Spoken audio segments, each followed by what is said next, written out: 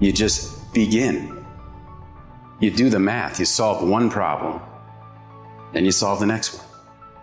And it doesn't matter how you get knocked down in life, because that's going to happen. All that matters is that you got to get up.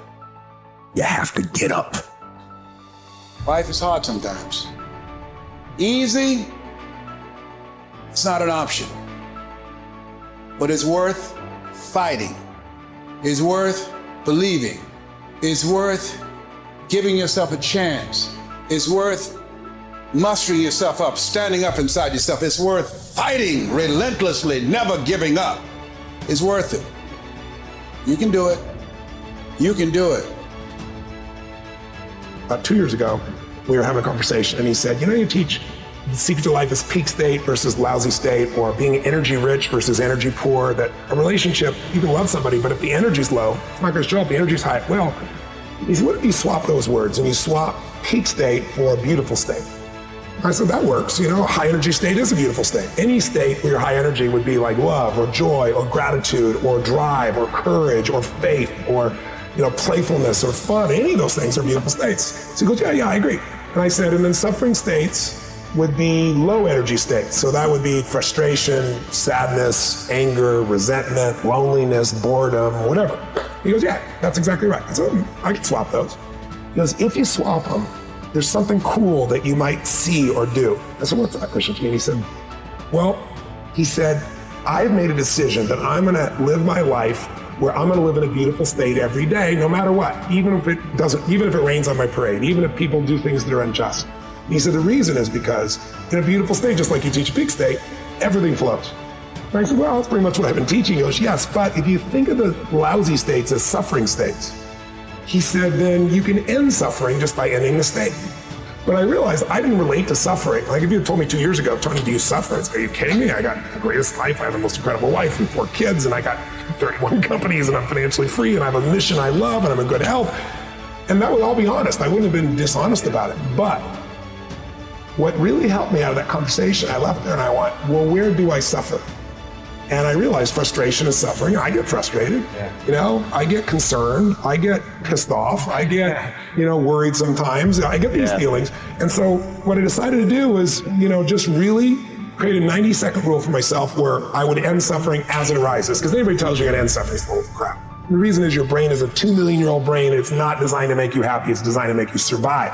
But there's no saber-toothed tiger for you to react to anymore. So now we worry about what are people thinking of us? Do I have enough money? Over the last 2 years, what I've done is play this little 90-second rule. And if I feel tension in me, I go, okay, that's suffering. Where's it coming from? What am I stressed about? What am I concerned about? And what I immediately do is I realize the stressful thoughts. Since I've seen Christian G, I kind of traded one thing.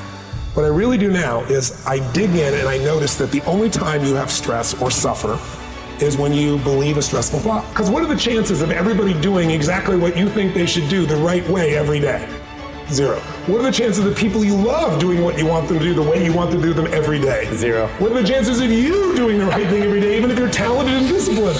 0. So your happiness will never last as long as it's got expectation behind it. What I did was I began to realize I made the decision, it's the most important decision I believe of your life, that I'm not gonna suffer anymore. Life's too short to suffer, and I'm gonna live in a beautiful state every day. And the way I do it is, I catch myself when I start to get that sense of stress, I let it go, and I see the idea go by. What do you do when your battle chooses you? Life is not always easy. In fact, some of you today, you're here and you're going through the toughest season of your life. There will be seasons where we will suffer. There will be seasons of real pain. And the question is, how will you respond in those moments? What's your why? You need a why. Why do you need a why? Because some days you're going to say, I don't want to get up. But that why is going to say, push yourself. Get up. Your mama needs you. Your daddy needs you. Your children need you. Get up. Your why is going to push you when you can't push yourself.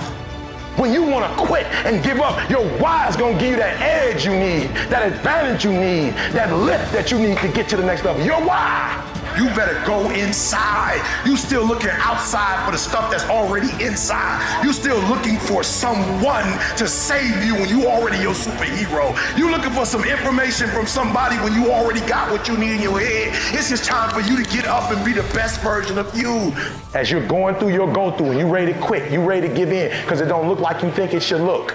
You've been doing it for 5 years and it don't look like you think. You put all your money in it. You put all your time in it. People are looking at you crazy. 5 years you've invested. Oh, you have absolutely nothing to do with what happened to you. It's not your fault. You got knocked on the ground. You had absolutely nothing to do with that. And I'm not blaming you for that. But if I come back a week later, you still on the ground.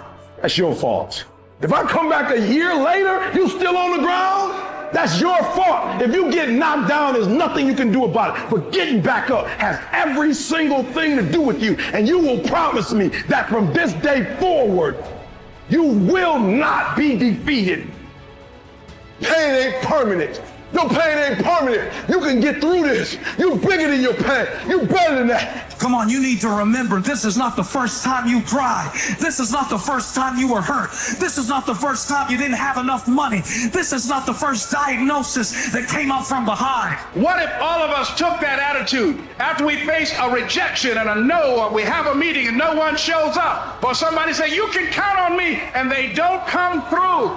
Nobody believes in you. You've lost again and again and again. The lights are cut off, but you're still looking at your dream, reviewing it every day, and say to yourself, it's not over until I win. The harder the battle, the sweeter the victory.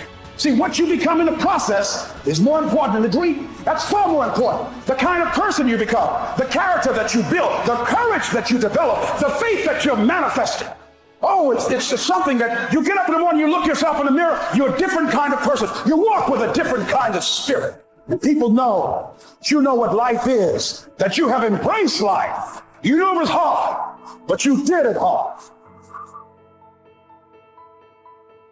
There's gonna be some scars. The scars gonna come. You might as well get blessed by the scars. They gonna come. There's gonna be scars. There's gonna be defects. There's gonna be problems. You running from the blessing. There's gonna be scars. There's gonna be some hiccups. We gonna take some L's. We gonna get hurt. We gonna cry. We all go through it. You think you're the only one? Some of you though, you let your pain punk you. You let your pain make you quit. If you get past it, on the other side of it, it's going to be phenomenal. I don't want you to go through this process, but nevertheless, take me through the fire. The difference is not the genetic code, the potential. It's a guy that's willing to get knocked down, finally tested on fortune, stand back up, the perseverance to see it through, the never say die attitude. We know the battle ahead. We know the journey ahead is going to get tough. We know we're going to face obstacles. We know it's going to be some discomfort. We know they're going to try to break us. We know they're coming for us. We know that's going to happen already. So let's make up in our minds before the battle that we're going to be victorious. Don't cry to give up. Cry to keep going. Don't cry to quit. You already in pain. You already hurt. Get a reward from it. At the end of pain is success.